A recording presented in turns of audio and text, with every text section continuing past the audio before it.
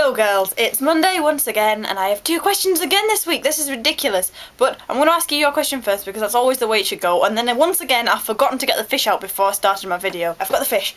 Now, my question to you girls is, what's your opinion on recycling? And the question goes to Marissa, who is the green fish who I've just picked out of my 4 fish here. I am going to talk about 2 things. Marina asked me about pizza.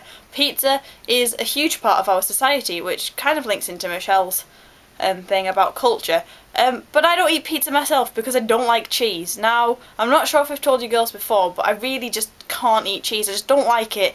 Tastes weird and just makes pizza quite an impossible thing to eat as it's very cheesy. But I have had pizza before which was just red onions that Mum made, and that was really good. And I've had a pizza where they didn't put cheese in it. It was chicken and pepper and onion and tomatoey sauce on a pizza base, and that was really good as well. Then on to Michelle's question, which was about culture and little things that I might say that you might not say. Things like Hawaii, which is a very Geordie thing from the northeast where I come from. I can't explain what it means. You know, when someone says something and you don't believe them, you go, "Oh really, I don't believe that." You go, "Hawaii." And then also when you need someone to come towards you, oh, it's really hard to explain. You need someone to speed up. You're like, "Hawaii, man!" Like, come on, hurry up. Does that make any sense to you?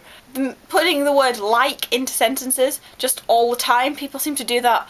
It was like this, it was like that, but the like doesn't compare it to something, it's just the word like in a sentence. How do I explain our culture? Here's a bit of video that I took, I was going to put in Elizabeth, of what our kitchen was like after a party the other day, which I hadn't attended. Only 2 people on our floor of 16 people attended this party, everyone else avoided it. And this is the state it was in afterwards. To preserve an image of the kitchen the night after someone had a party here. Unfortunately, there are parts of that in our culture as well.